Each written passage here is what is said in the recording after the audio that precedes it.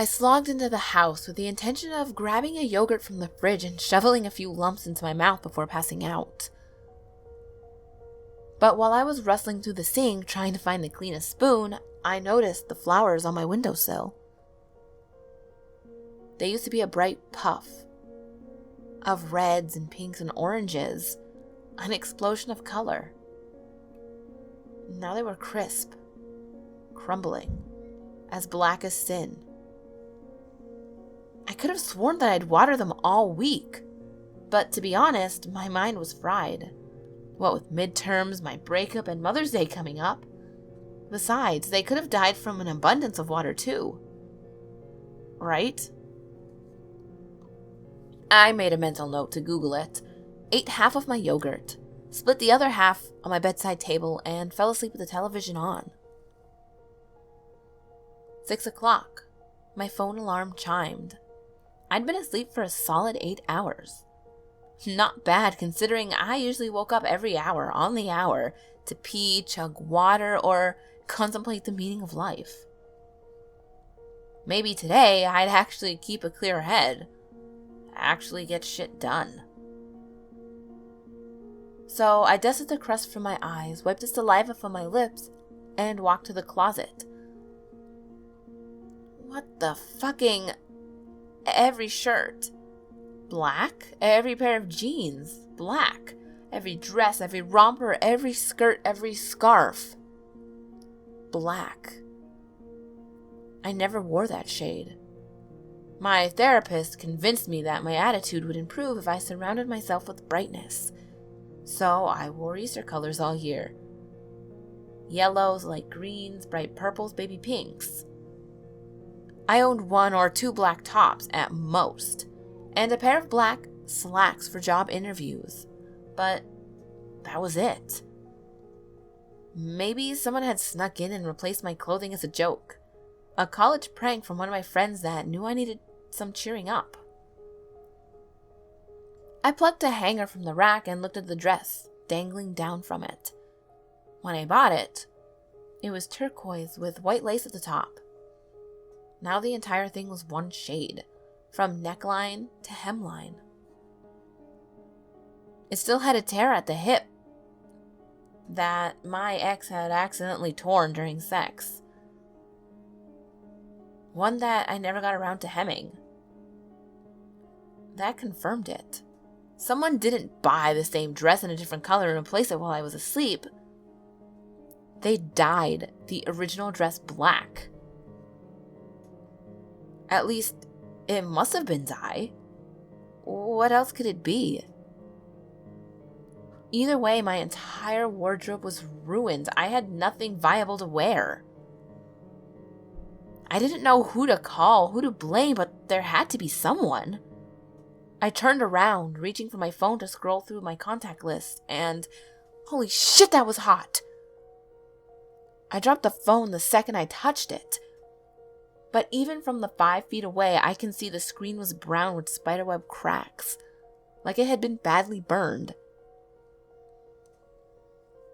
But that was impossible. It contained my alarm. It had chimed before, it had woken me up, and I had swiped to turn it off, and it was fine. It was like everything in this house was having the life drained from it. Like everything was dying, the flowers, the clothing, the phone. Me. Maybe that's why I'm so stressed, so tired all the time. Maybe I'd been mentally and physically deteriorating from something hidden inside of this house, or from the house itself. It sounded ridiculous, but I needed to get out of there. I needed to clear my head. I was still in my work clothes, but I didn't care. I made my way towards the front door and noticed the light bulbs on the ceiling. Every single one was blown out. Glass shattered across the floor. But that wasn't the only thing. The fresh basket of bread on my kitchen table was covered in thick mold. The faucet was dripping brown slime. The blinds looked stringy and burnt. And the walls. The walls became black. It wasn't a blink and everything changed moment. It was like everything else in the house had been. It happened as I watched. I could see the darkness slowly sweep over my eggshell walls like an invisible roller was painting every inch. I could taste death. I felt myself on the edge of its precipice. What if this house erupted in flames? What if the ceiling collapsed on top of me? What if the doors locked, trapping me inside? While I was imagining all the ways the house could destroy me, my legs went numb and I tumbled to the ground. I tried to push myself back up, still in the get me the hell out of here mode, but my body refused to hold me up. I reached down towards the cuff of my pants to roll the fabric, to see if I had hurt myself and how bad the wound looked, but got distracted by the sight of my hands. The veins were bright blue, the knuckles were wrinkly, the nails brittle and yellow. They looked like the hands of an old woman. I was unable to pull myself up, but I could still manage to crawl, albeit slowly. Pain shot through every inch of me, my crippled legs to my fingers that had already curled up into arthritic claws. Even my gums were in pain, stinging like I had a mouthful of toothaches, and my eyesight went fuzzy. A little further. Finally, I made it to the front door, which was flanked by a full-length mirror and an embroidered sign that read, "Home Sweet Home." I tried to muster up enough energy to reach for the handle and twist, but I caught a glimpse of my reflection. I was paralyzed by it. My 22-year-old face was gone. It was replaced by saggy eyelids, age spots, lip fuzz, bald patches, and missing teeth. That's when I realized I wasn't gonna die from some fire from the house collapsing on top of me. I was gonna die from old age.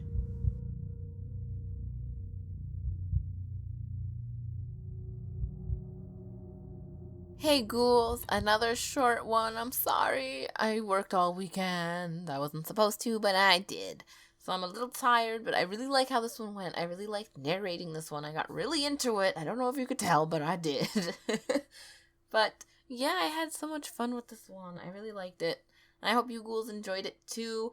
And welcome to all the new ghouls. I don't know what the hell is happening, but a bunch of you are coming, and I appreciate it. And hello, welcome to the craziness. Our secret word of the day will be soda. So either just say soda, or tell me what your favorite type of soda or pop or whatever the heck you call it where you are. My favorite is Dr. Pepper. So yeah, let me know in the comments. And as always, the last video is on the top left. The next video will be on the bottom left. All my social medias are on the screen as well as in the description box below. And remember, there's always someone or something watching you.